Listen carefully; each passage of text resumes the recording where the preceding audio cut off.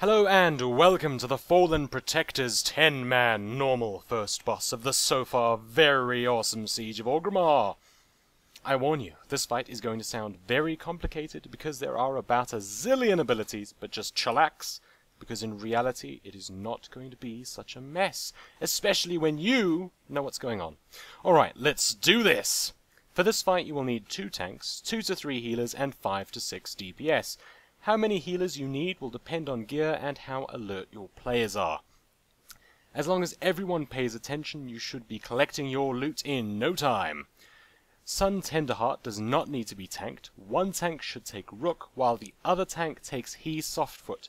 Tanking He Softfoot is by far the harder job. Let's go through the abilities now, starting with Rook Stonetoe, which acts a lot like a monk.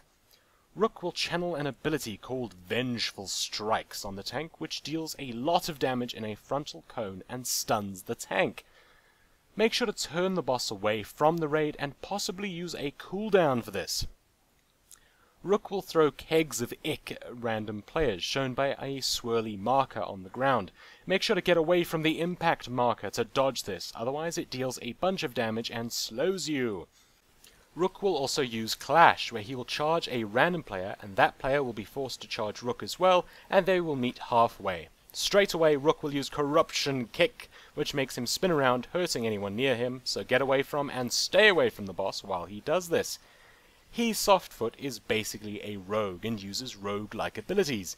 He will use Garrote, which puts a debuff on a random player, making them take a large amount of damage. This cannot be dispelled and must be healed through. He will use Gouge on the tank. The tank taking He needs to watch the timers and casts of this because they must turn their back on He just before he uses it. Doing so makes them get knocked forward a bit, but if the tank is facing him when he uses this, the tank will be stunned and the rogue will run off to attack a random player. Should this happen, the other tank should taunt He Softfoot, and then when the tank comes out of the stun, he can take He back. But it shouldn't happen too often as long as your tank pays attention. It isn't a huge problem if it happens a couple of times, though. The boss will constantly be spawning clouds of poison on the ground, so the tank taking He Softfoot needs to move out of these as they spawn. He will also do extra poison damage on hit due to instant poison, but not much can be done about that anyway. Sun Tenderheart will use Shah Seer on random players, which functions a lot like a Shadow Priest's ability, and will cause the player to AoE everyone around them. When somebody has Shah Seer, they should stay away from everyone else and stay out of any stacks. This can be interrupted and should not be interrupted. Interrupting this will just make her recast it on somebody else, which will mess with the raid, so just don't interrupt it.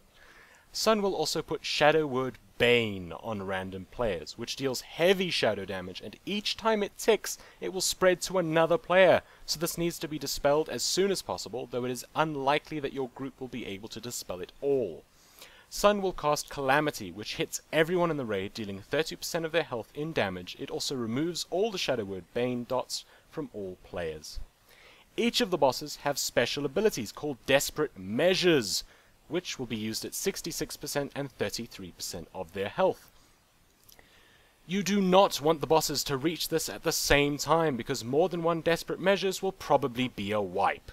So let's go through all of the Desperate Measures. When Rook Stonetoe uses Desperate Measures, he will disappear and 3 adds will spawn. Embodied Misery, Embodied Sorrow, and Embodied Gloom. Once all 3 adds are dead, Rook will come back. Each add has an ability.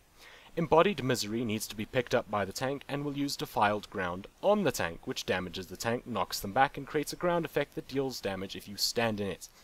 The Embodied Sorrow casts Inferno Strike, which creates a giant red circle around a player, and players should stack up in that circle to share the huge amount of damage. Not enough players will mean deaths. A player can take this alone by using an immunity effect. Embodied Gloom casts Corruption Shock, which deals a large amount of damage to random players and anyone around them. This can and should be interrupted. I advise killing the Embodied Sorrow first, so you no longer have to stack, and then killing the Embodied Gloom, and finally the Embodied Misery. When He Softfoot uses Desperate Measures, he will use Mark of Anguish on a random player and then disappear. The player that is marked cannot move, will have an add move towards them and attack them. This ad needs to be nuked down by all DPS as soon as possible. The marked player will also gain an extra action button, which they can use on another player to make the ad target them instead. You want to swap the ad as little as possible, and do not use this on the tanks as the ad applies a 2-minute long armor debuff to the player it targets. Ideally, what you want to do is make the ad attack somebody who can use a large defensive cooldown, such as Dispersion, to mitigate the damage as much as possible. When the ad dies, He's Softfoot will come back. Sun Tenderheart's Desperate Measures will make her disappear and create a bubble in the center of the area. Standing in the bubble reduces the damage the raid takes from the constant AoE, so everyone should stack up in the bubble. There will also be 2 ads, an Embodied Despair and an Embodied Desperation. These need to be nuked down. They will also summon ads and will take the damage that the little ads take as well, so you can single target the Despair and Desperation ads, and when enough little ads are around you, you can AoE them down for even more damage on the 2 ads. When the 2 big ads are dead, Sun comes back. So basically, tank Rook facing away from everyone else. Turn your back on He's Softfoot for Gouge, dispel Shadow Word Bane, don't get hit by Corrupted Brew, move away from the Spinning Kick AoE, and if you have Sharseer on you, stay away from everyone else. And during Rook's Desperate Measures, stay out of Defiled Ground, interrupt Corruption Shock, and stack up for Inferno Strike. He's Softfoot's Desperate Measures nuke the ad and use a defensive cooldown when it's on you. Pass it on to somebody else when the damage starts getting intense. Do not pass it on to a tank. Sun's Desperate Measures stack in the bubble, keep Rook turned away from everyone, and nuke the ads. You will want to trigger Desperate Measures in the following order: Rook, then He, then Sun, then Rook again. So get Rook to 66%, then He to 66%, then Sun to 66%, then Rook to 33%, then He to 33%, and then Sun to 33%. Once you've triggered the Desperate Measures on all of them, you must get their health to the same level. You need to kill them all within a few seconds of each other, so once one reaches 33%, stop hitting them and bring the others down. Multi-dotting throughout the fight helps with having all the boss's health dropping constantly. Just make sure not to have more than 1 Desperate Measure at a time. Once you kill them all at the same time, you can pick up your gear and move on to the next boss. You can either use Bloodlust at the start of the fight, or to help deal with the Desperate Measures, or you can use it at the end of the fight if you're having trouble killing them at the same time, though that should not be a problem if your DPS are paying attention.